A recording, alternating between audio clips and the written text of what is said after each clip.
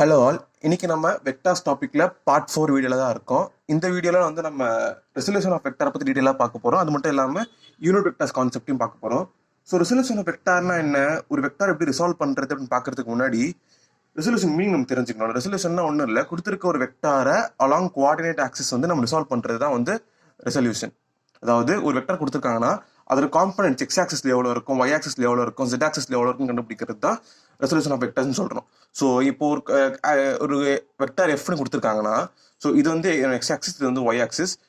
X ஆக்சிஸ்ல இந்த வெக்டாருக்கு எவ்வளோ coordinate இருக்கும், ஒய் ஆக்சிஸ்ல எவ்வளோ கோஆர்டினேட் இருக்கும்னு கண்டுபிடிக்கிறது ரெசல்யூஷன் சொல்றோம். ஸோ அதுக்கு ஃபர்ஸ்ட் நம்ம வந்து சின்ன கன்ஸ்ட்ரக்ஷன் பண்ணிப்போம். இந்த ஆங்கிளும் தீட்டான்னு கொடுத்துருக்காங்க.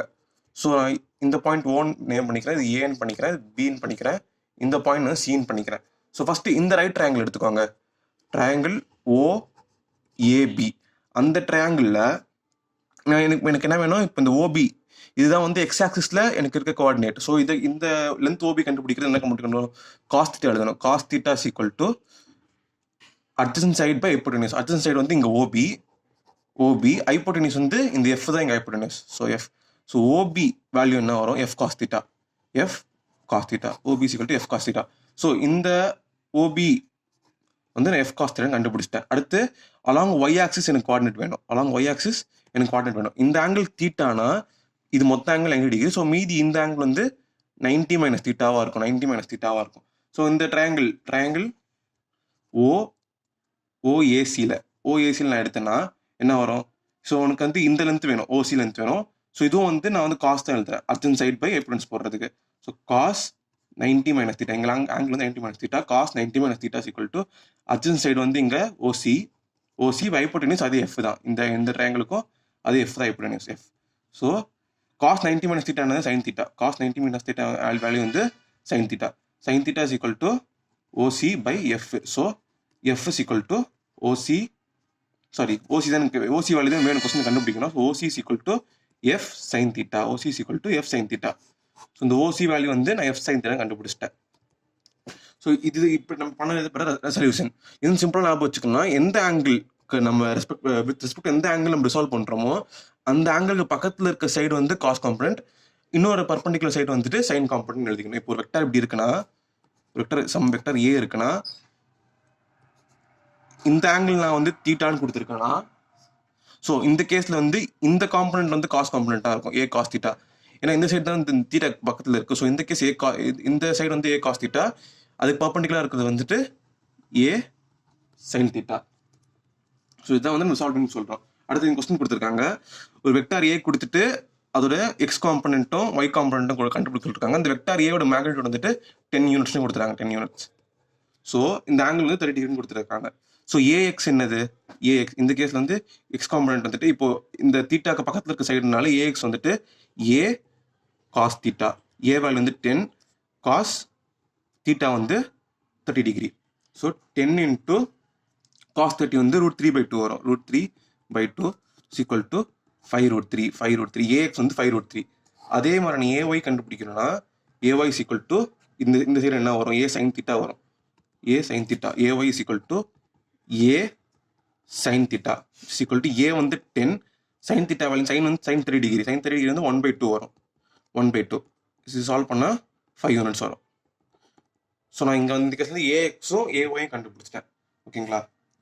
இப்போ இந்த வெக்டார் வந்து பார்த்தீங்கன்னா இங்கே நான் இந்த பேரலோகிராம் கம்ப்ளீட் பண்ணேன்னா இந்த ரெண்டு வெக்டாரோட ரிசல்டன்ட் தான் வந்து எனக்கு கொடுத்துருக்கு ஏ வெக்டார். ஸோ இது எப்படி செக் பண்ணலாம், இப்போ இந்த கொடுத்துருக்கு ஏ வெக்டரோட மேக்னிட்யூட் கண்டுபிடிக்கணும்னா இந்த ரெண்டு காம்பனண்ட் வந்து நான் ஸ்கொயர் ரூட் வந்து ஸ்கொயர் எடுக்கணும். இங்கே பாருங்க, 5√3 the whole square plus 5 square பண்ணனா என்ன வரும், 5√3 த ஹோல் ஸ்கொயர் வந்து 25, 5 ஸ்கொயர் 25 வரும். √3 ஸ்கொயர் வந்து 3 தான். ஸோ 25 × 3 வந்து 75 வரும். 75 ப்ளஸ் 5 ஸ்கொயர் வந்து 25 is equal to √100 is equal 10 units. A bar 10 units தானே கரெக்டாக வருது. நம்ம காம்பனண்ட் சால்வ் பண்ணிட்டு அதோட மேக்னிட்யூட் கண்டுபிடிச்சாலும் அதே 10 யூனிட்ஸ் தான் வருது நம்மளுக்கு. ஸோ வந்து ஆன்சர் கரெக்ட் தான். ஸோ அடுத்து இங்கே ஒரு கொஸ்டின் கொடுத்துருக்காங்க. இங்கே ஒரு பிளாக் இருக்குது. அந்த பிளாக் வந்து நம்ம ரோப் வச்சு 2 சப்போர்ட் டைப் பண்ணுறோம். அந்த ஃபர்ஸ்ட் ரோப்பில் இருக்க டென்ஷன் வந்து T1 கொடுத்துருக்காங்க. செகண்ட் ரோப்பில் இருக்க டென்ஷன் வந்து T2 கொடுத்துருக்காங்க, இங்கே ஆங்கிள்ஸ் மென்ஷன் பண்ணிருக்காங்க 37 டிகிரி 53 டிகிரின்னு.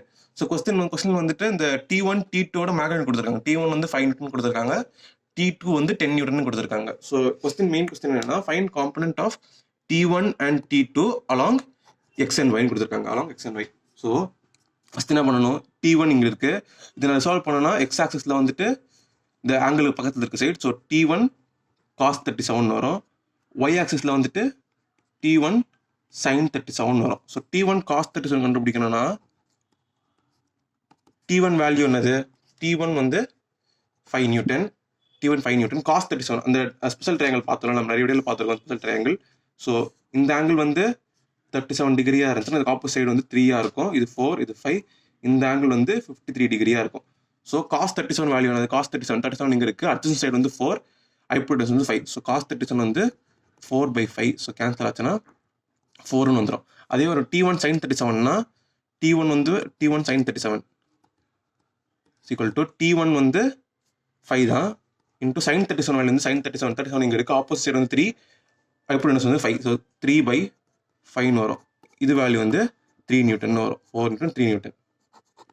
ஸோ T1 வந்து நம்ம எக்ஸ் ஆக்சிஸ்லையும் ஒய் ஆக்சிஸ்லையும் சால்வ் பண்ணிட்டோம். அதே மாதிரி T2 பண்ணோம்னா இங்கே வந்து angle 53 along X axis, T2 cos 53, இந்த ஆங்கிளுக்கு பக்கத்தில் இருக்க சைடு வந்து காஸ் காம்பனன்ட் cos 53, T2 வந்து 10, cos 53 வேல்யூ வந்து 53 இங்கே இருக்குது, அட்ஜஸ்ட் சைடு வந்து 3 இன்டூ 3, ஹைப்போடென்ஸ் வந்து 5. ஸோ 2 டைம்ஸ் 6 நியூட்டன் வரும். அதே மாதிரி T2 இங்கே வந்து இது ரிசால்வ் பண்ணும்போது இது T2 cos 37, இந்த டைரக்ஷன் வந்து T2 sin 37 இருக்கும். So T2 sin 53, sorry T2 sin 53 இருக்கும் இந்த டைரக்ஷனில். 53 ஈக்குவல் டு T2 வந்து 10, sin 53 வேல்யூ வந்து ஆப்போசிட் பை ஹைப்போடென்ஸ் போட்டோம்னா 4/5 வரும், 4/5. ஸோ 8 நியூட்டன் வரும். ஸோ இந்த கேஸில் வந்து நம்ம ரெண்டு டென்ஷனையும் along X axis and Y axis வந்து ரிசால்வ் பண்ணி காமிச்சிட்டோம். அந்த நம்ம பேஸில் டெரைவ் பண்ண ஃபார்முலா யூஸ் பண்ணி. எக்ஸ் காம்பனன்ட் வந்துட்டு காஸ் காம்பனண்ட்டாக இருக்கும், ஒய் வந்துட்டு சைன் காம்பனன்ட். இந்த தீட்டாக்கு பக்கத்தில் இருக்க காம்பனன்ட் வந்து காஸ், தீட்டாக்கு பர்பெண்டிகுலர் இருக்குல்ல அது வந்துட்டு சைன். ஓகேங்களா. ஸோ இந்த கொஸ்டினில் வந்து 3 போஸ்ட் கொடுத்துருக்காங்க, F1 F2 F3ன்ட்டு. F1 வந்து 5 நியூட்டன், F2 20 நியூட்டன், F3 வந்து 15 நியூட்டன் கொடுத்துருக்காங்க, ஆங்கிள்ஸும் மென்ஷன் பண்ணியிருக்காங்க. ஸோ இந்த கேஸ்லேயும் வந்து along X and Y axis resolve பண்ண சொல்லியிருக்காங்க. ஸோ ஃபஸ்ட்டு நம்ம F1 ரிசால்வ் பண்ணோம்னா ஒரு காம்பனன்ட் ஒய் ஆக்சிஸில் எப்படி இருக்கும், இன்னொரு காம்பனன்ட் எக்ஸ் ஆக்சிஸில் எப்படி இருக்கும், ரிசல்ட் வந்து இந்த F இருக்கும், F1 இருக்கும். ஸோ ஃபஸ்ட்டு நம்ம காஸ் காம்பனன்ட் எப்படின்னா F1 37, F1 cos 37, cos 37 value நம்ம 4/5 அங்கே எழுதணும். F1 வந்து 5, so 5 into 4/5 is equal to 4 Newton வரும். அதே மாதிரி இந்த டைரக்ஷன் வந்து F1 sin 37, F1 sin 37 value வந்துட்டு 3/5, ஸோ 5 இன்ட்டு 3/5, அதே 5 யூனிட் தான் வரும் நம்மளுக்கு, 5 நியூட்டன். ஓகே. அதே மாதிரி இந்த வெக்டார் F2 சால்வ் பண்ணோம்னா அலாங் எக்ஸ் டைரக்ஷன் வந்து F1 cos 53 இருக்கும், S1 cos 53 இருக்கும், F2 சால்வ் பண்ணுறேன், F2 cos 53 இருக்கும், 20 இன்ட்டு cos 53 வேல்யூ வந்து 3/5, 4. ஸோ இது வந்துட்டு 12 நியூட்டன் வரும். F2 sin 53, இந்த F2 ரிசால்வ் பண்ணும்போது நெகட்டிவ் ஒய் டைரக்ஷனில் ஒய் காம்பனன்ட் இருக்கும், பாசிட்டிவ் எக்ஸ் டைரக்ஷனில் எக்ஸ் காம்பனன்ட் இருக்கும். ஸோ F2 sin 53 கண்டுபிடிச்சோன்னா ஈக்குவல் டு 20 இன்ட்டு sin 53 வந்து 4/5, 20 இன்ட்டு 4/5, ஸோ 4 டைம்ஸ் 16 நியூட்டன் வரும், 16 நியூட்டன். இதே மாதிரி தான் வந்துட்டு இது ரிசால்வ் பண்ணோன்னா இந்த டைரக்ஷன் வந்து நெகட்டிவ் எக்ஸ் டைரக்ஷனில் எக்ஸ் காம்பனன்ட் இருக்கும், நெகட்டிவ் ஒய் டைரக்ஷனில் ஒய் காம்பனன்ட் இருக்கும், அது நடுவில் இருக்கிறது ரிசல்ட் இந்த வெக்டர் F3 வெக்டார். ஸோ இதே மாதிரி அந்த sin 37 cos 37 வேல்யூ யூஸ் பண்ணி நீங்கள் இந்த வெக்டரை ரிசால்வ் பண்ணிக்கலாம். இது ஈஸியாக கொடுத்து டைரக்ஷன் தான். ஸோ ஒரு இப்போ ரிசால்வ் வந்து நம்ம ஹாரிசான்டல் பிளேனில் பார்த்தோம், ஒரு இன்க்ளைன் பிளேனில் ஒரு மாஸ் இருக்குது. கொஸ்டின் என்ன கேட்குறாங்க, find component of weight along the plane and perpendicular plane கேட்குறாங்க. ஸோ இந்த எம் மாஸ்க்கு வந்துட்டு வெர்டிகலி டவுன்வர்ட்ஸ் டைரக்ஷனில் வந்துட்டு ஸ்ட்ரெயிட்டு கீழே வந்துட்டு mg வெயிட் ஆக்ட் ஆகும். ஓகேவா.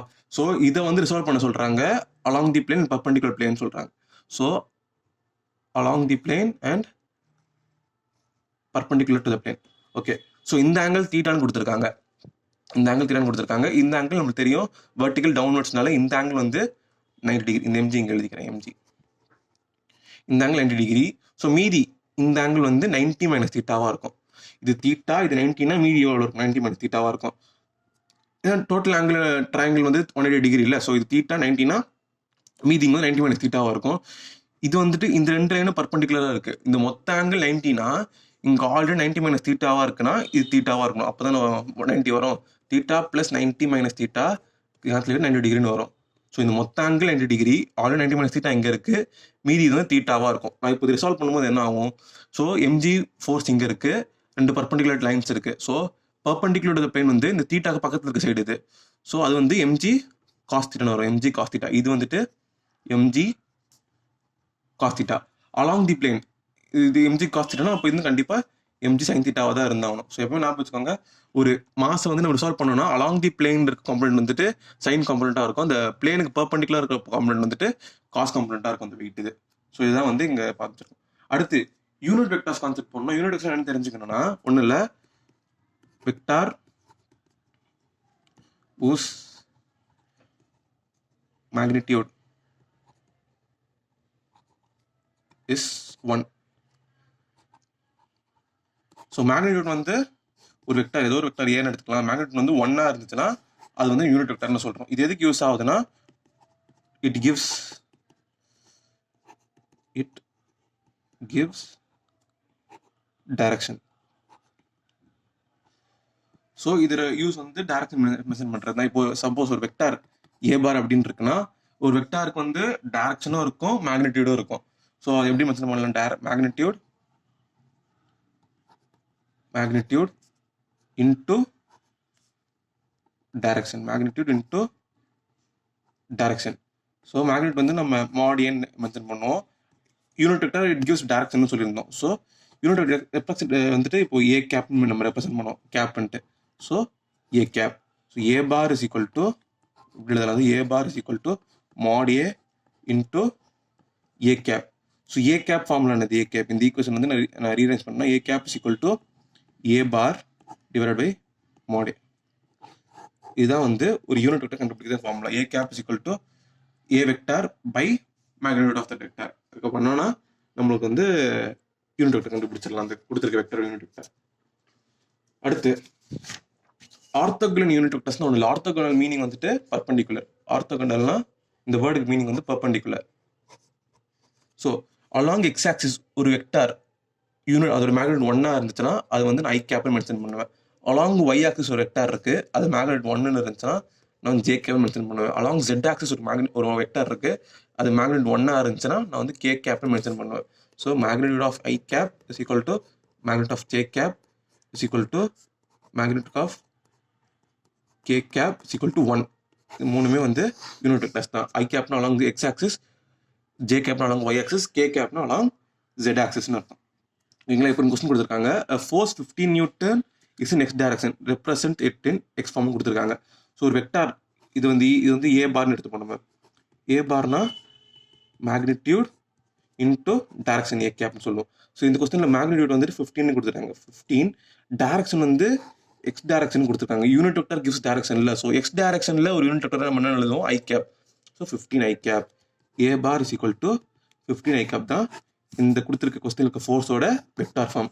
மேக்னிடியூட் 15, டைரக்ஷன் வந்து எக்ஸ் டைரக்ஷனில் இருக்கிறதுனால ஐ கேப். ஸோ இந்த வெக்டரோட இந்த கொடுத்துருக்க கொஸ்டினுக்கு ஃபோர்ஸோட வெக்டார் ஃபார்ம் வந்து A bar is equal to இல்லை எஃப் பார் மென்ஷன் பண்ணணும். F bar is equal to 15 I cap. 15 I cap. அடுத்த கொஸ்டின் வந்து ஃபோர்ஸஸ் இதே மாதிரி கொஸ்டின் தான். Magnitude 10 newton X direction. So இந்த ஃபோர்ஸ் வந்து மேக்னிடியூட் 10 இந்த டைரக்ஷன் எக்ஸ் டைரக்ஷன் ப்ளஸ் அடுத்து 5 newton in Y direction. 5 newton magnitude Y டைரக்ஷன்றதுனால ஜே கேப். அடுத்து 20 newton Z direction plus magnitude 20 jet டைரக்ஷன்றதுனால கே கேப். ஓகேங்களா? இந்த vector F bar total magnitude கண்டுபிடிக்கணும்னா எஃப் பார் மேக்னிடியூட் கண்டுபிடிக்கணும்னா under root 10 square plus 5 square plus 20 square பண்ணலாம். இந்த F பார் 4 இந்த டோட்டல் நெட் மேக்னிடியூட் கிடச்சிடும். இந்த ஃபோர்ஸோட மேக்னிடியூட் கண்டுபிடிச்சிடும். ரூட் கீழே 10 square plus 5 square plus 20 square பண்ணோன்னா இந்த ஃபோர்ஸ் எஃப் பாரோட மேக்னிடியூட் கண்டுபிடிச்சிடலாம். இது வந்துட்டு வெக்டார் ஃபார்ம். கொஸ்டின் வந்து வெக்டார் ஃபார்ம் கேட்டிருக்காங்க. அது வந்துட்டு 10 மேக்னிடியூட் 10 டைரக்ஷன் வந்து எக்ஸ் டைரக்ஷன், அதே மாதிரி magnitude 5 direction Y direction, magnitude 20 எந்த டைரக்ஷனில் ஜெட் டைரக்ஷன்றதுனால கே கேப். எக்ஸ் டைரக்ஷனில் யூனிட் வெக்டர் வந்து ஐ கேப், ஒய் டைரக்ஷன்னா ஜே கேப், ஜெட் டைரக்ஷன்னா கே கேப். அடுத்து லாஸ்ட் கொஸ்டின் லாஸ்ட் பேஜ்ல பார்த்தோம். கார்ட்டீசியன் ஃபார்ம் வெக்டர்ஸ்னா ஒன்றும் இல்லை. இப்போ ஒரு வெக்டர் இருக்கு A X I cap plus A Y J cap plus A Z K கேப்னு இருக்குன்னா அதோட மேக்னிடியூட் எனக்கு வேணும்னா என்ன பண்ணணும்? அண்டர் ரூட் 2 வெக்டர் பண்ணுற மாதிரி இப்போ ஐ கேப் ஜே கேப் எப்படி என்ன பண்ணுவோமோ அதே மாதிரி தான் 3 காம்பனண்ட் இருந்தாலும் பண்ணணும். A x square plus A y square plus A z square. இதுதான் வந்துட்டு அந்த வெக்டர் மேக்னெட் கண்டுபிடிக்கிற ஃபார்முலா.